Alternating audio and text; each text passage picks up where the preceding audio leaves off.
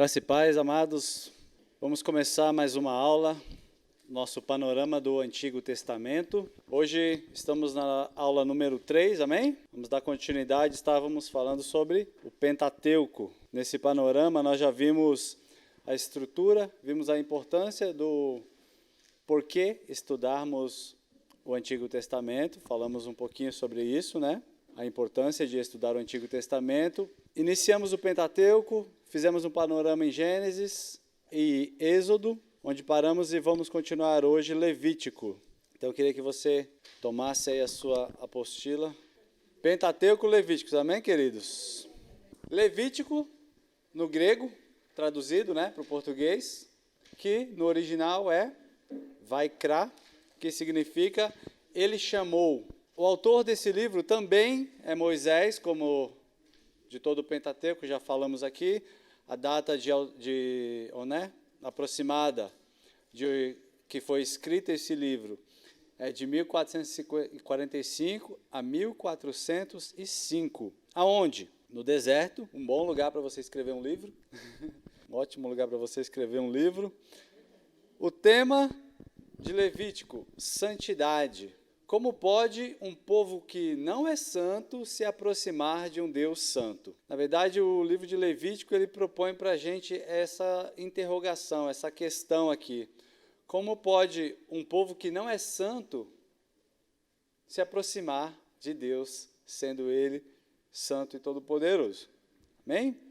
Que é o versículo-chave de Levíticos. O versículo-chave está em Levíticos 20, versos 7 e 8, vamos ler? Ou seja, na tradução mais comum, né, que a gente costuma ler, sede santos, porque eu sou santo. Essa é a tradução mais comum que a gente tem para esse versículo. Então, aqui em Levítico, o Senhor está chamando o povo à santidade para que eles possam se aproximar de Deus mais uma vez. Está chamando o povo para ser santo, se purificar, se santificar, para que eles consigam se aproximar mais uma vez de Deus, uma vez que o povo peca constantemente, saiu pela misericórdia de Deus do Egito, através de Moisés. Então, aqui já no deserto, Deus está chamando eles para a santidade. Uma chamada para a santidade aqui no livro de Levíticos. Personagens principais: Moisés, Arão, Nadab e Abiú. Aqui, queridos, eu quero focar um pouquinho aqui em Nadab e Abiú. Quem são esses dois aqui? São os filhos de Arão. 2 deles. Quero ler com você aí, que está escrito em Levítico capítulo 10, que é onde fala sobre esses dois aqui. Levítico capítulo 10. Fala assim, ó. Nadab e Abiú eram filhos de Arão, e tomaram cada um seu incensário, puseram fogo dentro deles, e sobre o fogo colocaram incenso, e trouxeram fogo estranho diante da face do Senhor, algo que ele não lhes havia ordenado. Então saiu fogo de diante do Senhor e os consumiu, e morreram diante do Senhor. Moisés disse a Arão: isto é o que o Senhor disse: mostrarei a minha santidade naqueles que se aproximam de mim, e serei glorificado diante de todo o povo. Porém, Arão se calou. Olha só, Arão se calou diante do que Moisés disse. Então Moisés chamou Misael e Eusafã, filhos de Uziel, tio de Arão, e disse: venham e tirem os seus parentes de diante do santuário e leve-os para fora do arraial. Chegaram-se, pois, e levaram nas suas túnicas para fora do arraial, como Moisés tinha dito. E Moisés disse a Arão e aos seus filhos. Arão tinha ainda mais 2 filhos, Eleazar e Itamar. Seus filhos, Eleazar e Itamar: não deixem os cabelos sem pentear, não rasguem as suas roupas para que vocês não morram e nem venha grande ira sobre toda a congregação. Mas os seus irmãos, toda a casa de Israel, poderão lamentar o fogo que o Senhor causou. Não se afastem da porta da tenda do encontro para que vocês não morram, porque sobre vocês está o óleo da unção do Senhor. E eles fizeram conforme a palavra de Moisés. Aqui, queridos, o que aconteceu aqui? Nadab e Abiú levaram fogo estranho para o altar do sacrifício. Imediatamente o Senhor os fulminou, porque esperava-se que Deus enviasse fogo do céu para consumir o sacrifício.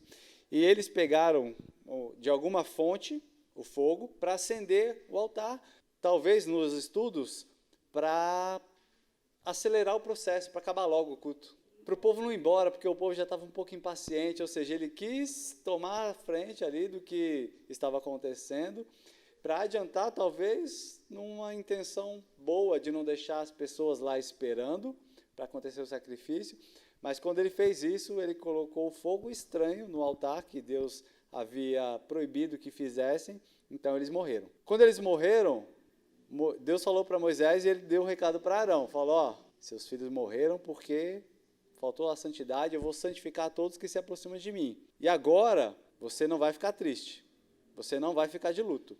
Penteia o seu cabelo, arruma a sua cara e continua tocando a sua vida. Não é para você se lamentar. Quem pode se lamentar é o povo de Israel e os demais, vocês não. E o que ele falou ainda? Chame os seus parentes, seus primos, para tirar o corpo deles daqui de dentro, para que as coisas continuem acontecendo. Queridos, é juízo de Deus. Eles morreram ali, entregando aquele fogo estranho diante do Senhor. Além de Deus não deixar que eles ficassem de luto, né, que quando Deus fala assim, não rasga suas vestes, arrume seus cabelos, é porque isso era um sinal de luto. O que eles faziam quando eles estavam de luto? Rasgavam suas vestes, colocavam veste de saco e jogavam cinza na cabeça, em sinal de luto. Deus proibiu que eles fizessem isso, chamou os parentes dele para colocar eles para fora do arraial, disse assim que eles carregaram os dois na seu próprio manto sacerdotal. O manto sacerdotal serviu para carregar eles para fora do arraial e colocou eles lá fora. E aí Deus ainda deu uma advertência para eles aqui, ó. Não se afastem da porta da tenda, para que vocês também não morram. O que ele está dizendo? Não adianta querer abrir mão do chamado. Não adianta querer abrir mão de tudo e desistir do sacerdócio que eu dei para vocês. Por quê? Porque o óleo da unção está sobre vocês. Já recebeu o óleo, já recebeu a unção. Não tem volta. Mais ou menos isso que Deus estava falando para eles. É duro isso aqui, queridos. A gente vê isso aqui. Mas o que é o tema desse livro? Deus está trazendo o povo de novo à santidade. Deus está trazendo o povo de novo a obedecer a sua lei, a sua palavra. E a Nadab e Abiú são esses dois que morreram por acender o fogo do altar com fogo estranho. Fogo que não era autorizado que eles tivessem levado para lá, tá bom? Então aqui, a frase-chave desse livro é santidade, como a gente já viu, e também os personagens são Moisés, Arão, Nadab e Abiú. Conteúdo do livro. Qual que é o conteúdo desse livro? O livro de Êxodo terminou com o levantamento do tabernáculo, construído seguindo o padrão que Deus deu a Moisés. Mas como Israel iria utilizar o tabernáculo que Deus deu para Moisés? Então, o Êxodo terminou com as tendas sendo erguidas. A tenda do tabernáculo foi levantada. Como é que o povo ia fazer para utilizar agora esse tabernáculo? Como ia ser o funcionamento dele? Está aqui. As instruções encontradas em Levítico são a resposta desta pergunta dadas a Moisés. O livro de Levíticos, queridos, ele é um livro que revela a pecaminosidade humana e a provisão de acesso a Deus para o homem. Ou seja, o livro de Levítico ele vem para revelar o pecado do homem e mostrar o acesso que Deus providenciou para que o homem pudesse se aproximar de novo dele. Depois que levantou-se essa tenda aqui, a glória de Deus encheu o lugar. Está em Êxodo 40, verso 17. No primeiro mês do segundo ano, no primeiro dia do mês, o tabernáculo foi armado. Moisés ergueu o tabernáculo e colocou as suas bases, armou as suas tábuas, colocou nele as suas vigas superiores e levantou as suas colunas. Então, só vou ler esse pedacinho aqui. Todo esse capítulo vai falar disso aqui. E aí, depois de tudo isso, a glória encheu o lugar. A glória de Deus desceu sobre aquele lugar. Se você continuar lendo, você vai ver que Moisés nem podia entrar na tenda do encontro, porque a presença de Deus estava ali. É aquilo que nós falamos. Não é a Shekinah de Deus, é Kavod. A glória de Deus é Kavod. Shekinah é o lugar onde esta glória se manifesta, tá bom? Já falamos disso aqui numa ocasião. Aí vamos para o próximo aqui, então. Agora, o esboço desse livro, a gente poderia fazer ele da seguinte forma. A aproximação de Deus é o primeiro bloco. O primeiro bloco desse livro aqui, Deus está fazendo uma aproximação do povo. Ele está se aproximando do povo através do quê?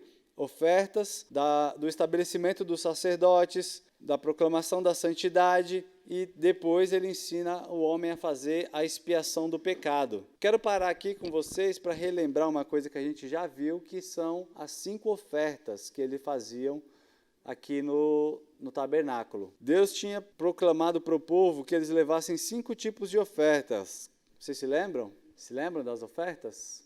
Deixa eu falar aqui com vocês então das ofertas. A primeira delas é a oferta de holocausto. O holocausto, como a gente já viu, é uma palavra grega. O significado dessa palavra, essa palavra na verdade em hebraico, holocausto é em grego. O hebraico é olá, que significa fazer subir o aroma agradável desta oferta que Deus estaria recebendo ali. A oferta de holocausto era uma oferta queimada. Essa imagem que vocês estão vendo, então aqui é o altar do incenso.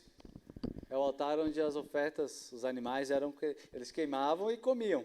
Algumas partes tinham que ser queimada para Deus, dependendo do sacrifício, mas o sacerdote podia ficar com uma parte. Era a recompensa, né, o pagamento deles. Eles ficavam com uma parte disso. Então vamos lá. Essa era uma oferta queimada e ele dizia assim: colocará a mão sobre a cabeça do animal do holocausto para que seja aceito como propiciação em seu lugar. Isso está em Levíticos 1:4. Essa aqui é a primeira oferta, né? Olá.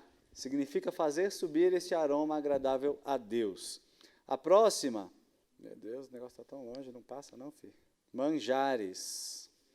A oferta de manjares, queridos, ela também é conhecida como oblação. Na Bíblia, algumas traduções chamam essa mesma oferta de oblação. Ela consiste numa porção de grãos, cereais, azeite, como se fossem produtos da cozinha, do dia a dia. Faziam bolos também para oferecer como uma oferta de manjares. Esta oferta, no hebraico, ela se chama minhá, que significa dádiva.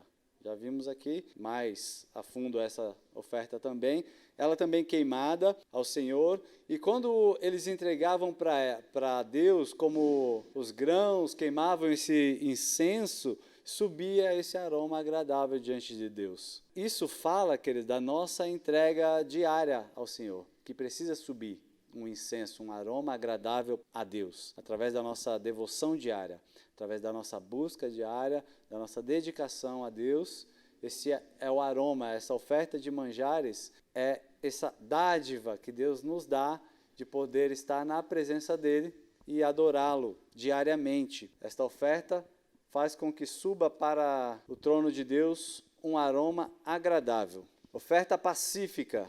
Essa oferta pacífica, originalmente, no hebraico, a palavra aqui é shelem, que é uma derivação de shalom, mas shelem aqui significa harmonia. A oferta pacífica, ela significa harmonia. É a oferta que fazemos quando tudo está bem, ou seja, é uma ação de graças ao Senhor. É uma oferta que você não faz porque você quer expiar um pecado. Não é uma oferta que você faz quando você está longe de Deus, afastado de Deus e quer se aproximar. É uma oferta que você faz porque você entende que Deus é na sua vida, Ele é o seu provedor, Ele está contigo e você quer glorificar o nome dEle. Então você faz uma oferta pacífica, uma dádiva, uma ação de graças. Nós costumamos chamar aqui de ação de graças. Uma oferta de gratidão. Está aqui a base dela em Levíticos, no capítulo 3, tá? Próxima, oferta pelo pecado. A oferta pelo pecado, originalmente, no hebraico, se chama katá,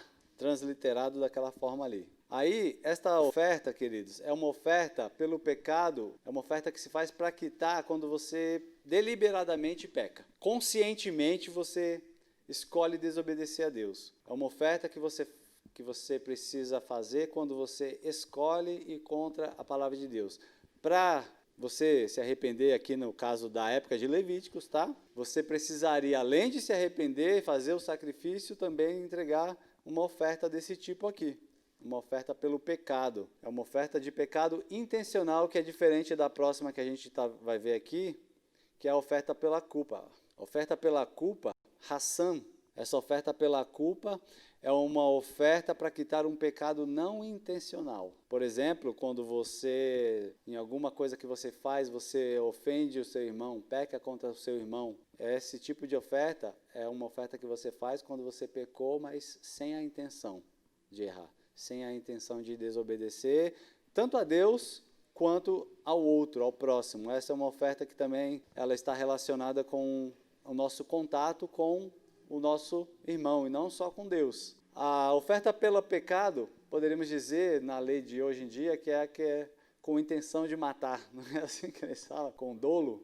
E essa daqui não. Essa daqui é uma oferta que você faz quando você erra inocentemente, sem querer. A base daqui está em Levítico 5, 14 e também Levítico 6, 17. Essas são as 5 ofertas, tá bom? 5 ofertas que Deus estabeleceu em Levíticos, querido, porque, volto a dizer, aqui o tema do livro é a santidade, e o propósito aqui, a proposta é como o povo pecador poderia se aproximar de um Deus santo, através dessas 5 ofertas. Esse foi o meio que Deus estabeleceu para que o povo se aproximasse dele mais uma vez. A segunda parte aí do esboço de Levíticos já fala da preservação da santidade, ou seja, a primeira parte é a aproximação de Deus, onde através das ofertas Deus ia desenvolver a santidade do povo. Aqui já entra a parte onde Deus dá advertências para a preservação da santidade desse povo.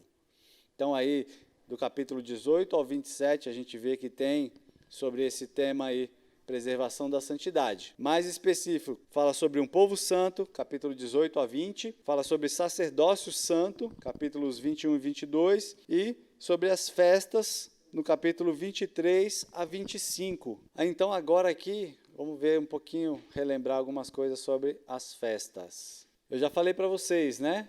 As festas bíblicas e um simbolismo, mas não é o que ela significa para o povo judeu em si. Aqui é um simbolismo escatológico, ou seja, como essas festas se manifestam com relação aos eventos que iriam acontecer, apontando para a volta de Jesus, tá? E para o fim dos tempos também. Então aqui, ó, a Páscoa, Pessah, ela aponta para a morte de Cristo, porque Cristo morreu no dia da Páscoa, certo? Pães ázimos é o período dos 3 dias que Jesus ficou no ventre da terra, como diz a passagem bíblica. Significa aqui Cristo no túmulo. Por quê? Esse pães ázimos. Pães ázimos é o pão sem fermento. Da mesma forma, Jesus também não se contaminou pelo pecado. E aí ele foi morto e ficou no túmulo sem ser contaminado pelo pecado. Ou seja, não havia fermento. Festa de primícias. Fala da ressurreição, porque Jesus é a primícia daqueles que ressuscitaram. Pentecostes, Shavuot, aponta para a inauguração da igreja com Atos 2, a descida do Espírito Santo, e ali os apóstolos começaram de verdade a estabelecer a igreja. Trombetas, Yom Teruah é o nome dessa festa. Essa daqui, como o nome próprio dela já diz, ela está apontando para o tempo do arrebatamento, onde vai soar as trombetas e a gente vai ouvir o barulho das trombetas soando. Yom Kippur fala do dia da expiação, que aqui essa festa de Yom Kippur é uma festa do povo judeu, onde eles celebram o dia do arrependimento, dia do arrependimento. O simbolismo escatológico dela é o período da grande tribulação. Por quê? Porque esse é o período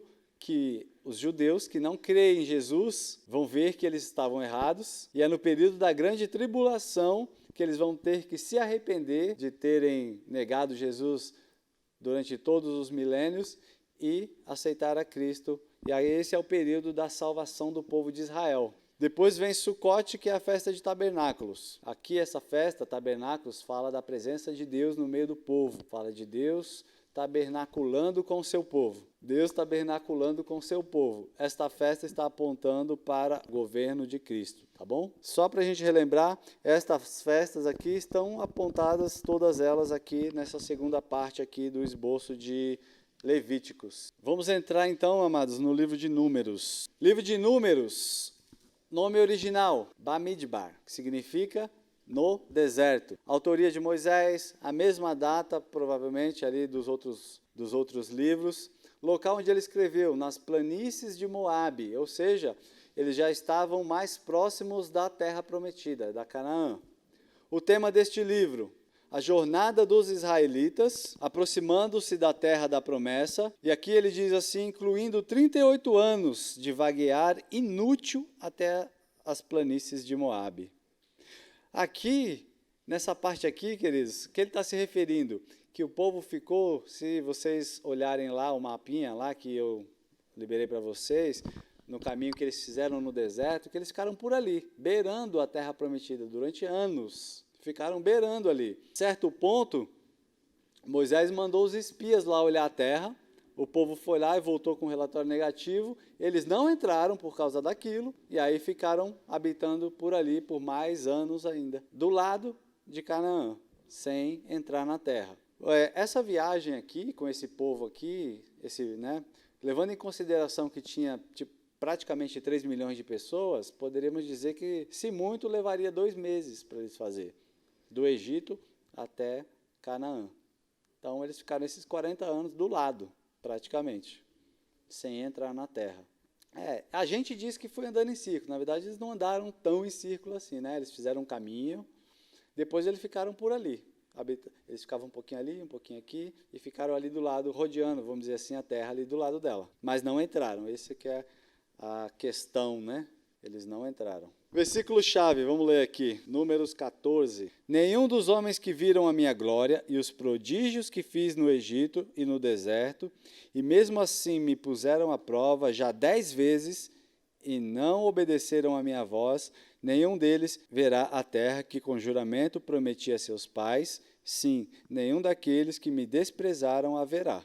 Então, é isso aqui que Deus está dizendo. Nenhum daqueles homens e mulheres que por 10 vezes desobedeceram a Deus, em diversas ocasiões na trajetória do deserto, nenhum deles iria entrar. Aqui, Deus já tinha decretado, você vê que a continuação, ele já cita Caleb e Josué, que foram os únicos que deram o relatório positivo, e demais, nenhum daquela geração que saiu do Egito iria entrar na terra prometida.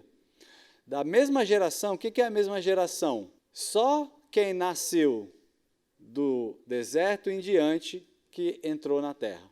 Ninguém que saiu do Egito entrou na terra, a não ser Josué e Caleb. Só quem nasceu do deserto para frente. Isso que diz, toda aquela geração morreu, aquele povo murmurador, e os filhos deles, talvez porque depois que Josué tomou a frente, Moisés também, né, no final ali, depois daquela ocasião do bezerro, o negócio ficou mais sério, que é onde eles viram que muitos deles foram mortos. Ali talvez o povo começou a se emendar, e aí esses que nasceram no deserto, Deus permitiu que eles entrassem. Mas os que saíram, os que viram os milagres que Deus fez no Egito, ninguém entrou, a não ser Josué e Caleb. Todos aqueles que viram as 10 pragas que Deus fez, fora os milagres no deserto, né?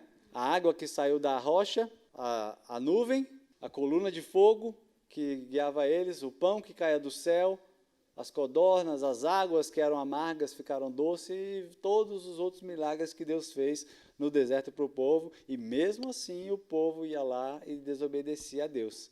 Então Deus se irritou, ele não matou todo mundo como ele disse que queria fazer, Moisés convenceu ele a não fazer isso, mas ele não permitiu que ninguém daquela geração dos murmuradores entrasse na terra de Canaã. A frase-chave aqui é, andando no deserto, personagens Moisés, Arão, Miriam, Josué e Caleb.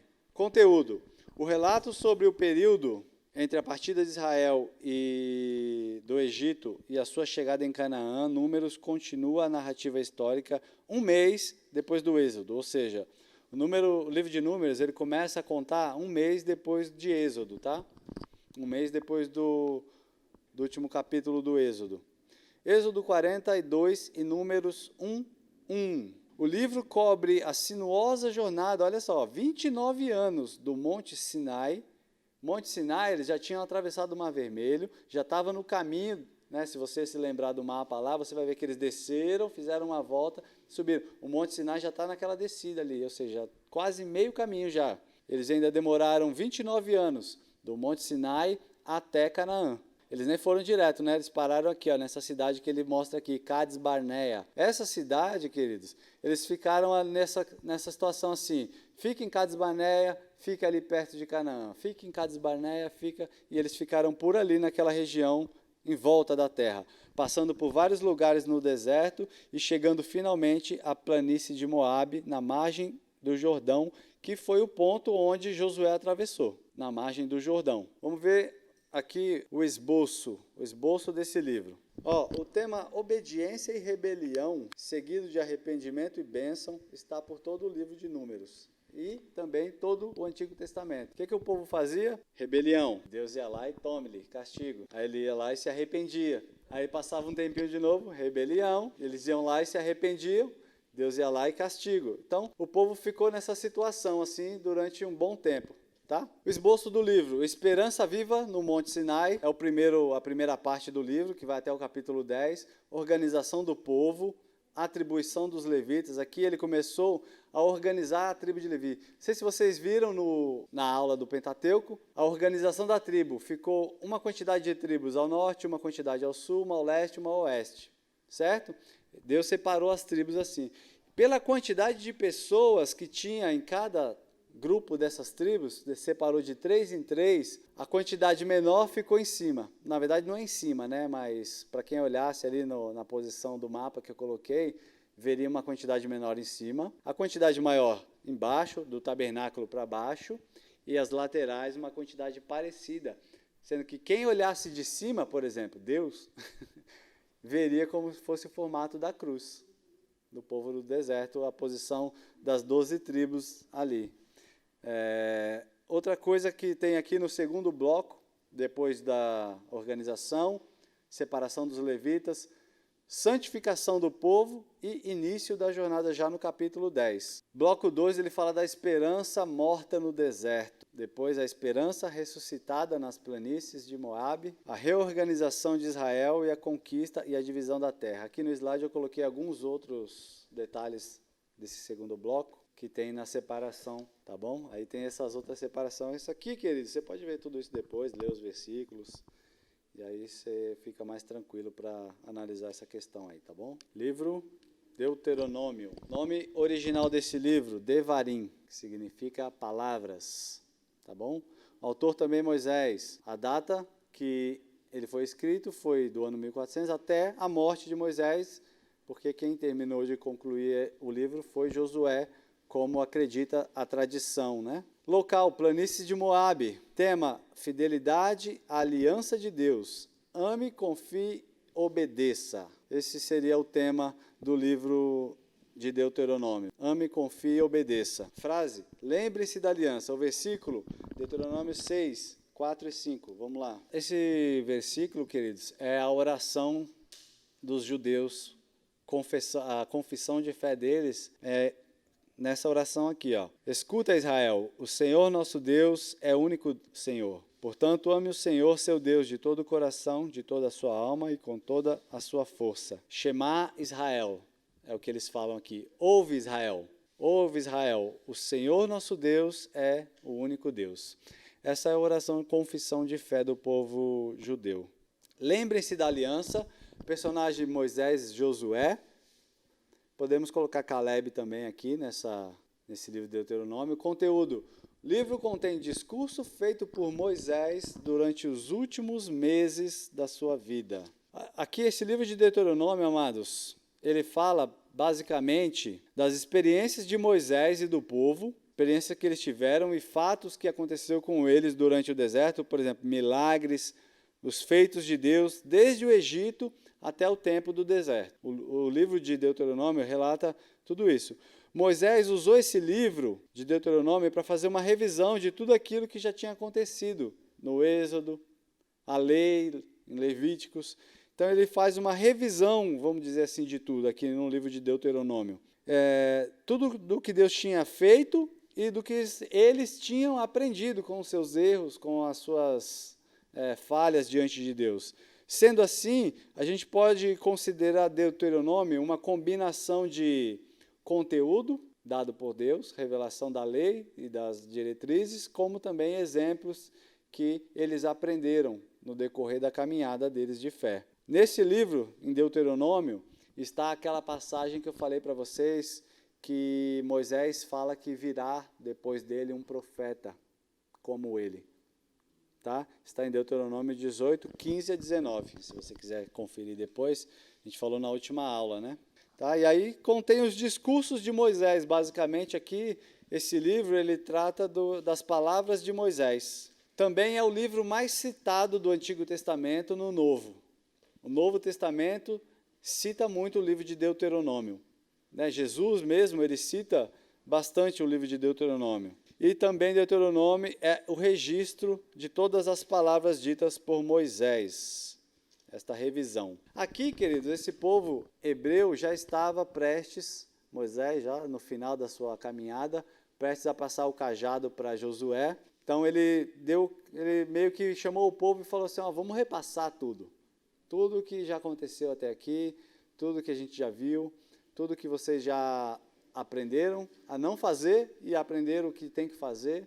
Então ele escreveu o Deuteronômio para passar para o povo, vamos dizer assim, vamos fazer uma análise, um balanço aqui de tudo que aconteceu na nossa trajetória, desde a saída do Egito até aqui. Então o Deuteronômio ele traz isso. Então por isso que o esboço dele ele é composto de 3 sermões de Moisés. 3 vezes que Moisés chamou o povo para passar as orientações finais para eles. O primeiro sermão, que fala do passado e da fidelidade de Deus, onde tem uma introdução e a retrospectiva do tempo passado, dos tempos antigos. Depois, na segunda parte, tem a estipulação da lei, da aliança com Deus, os 10 mandamentos. Moisés está explicando os 10 mandamentos que Deus já tinha dado para eles. Tá? Mais uma vez, ele está repassando isso. Depois vem outras leis e, por último, consequências. Consequências e confirmação da aliança, ratificação, a aliança palestina e a transição, ou seja, a morte de Moisés, onde ele passou o cajado para Josué ali. Moisés não entrou na terra prometida. Moisés morreu olhando para a terra, vamos dizer assim. Por que Moisés não entrou na terra? Deus não permitiu que ele entrasse. Talvez assim, a gente fica meio chateado por Moisés não ter entrado, mas ele foi ficar com Deus. Quer coisa melhor? Imagina depois de 40 anos aguentando esse povo. Eu acho que ele queria um descanso. Eu acho que ele falou, Deus, dá para me levar agora que já chegamos aqui?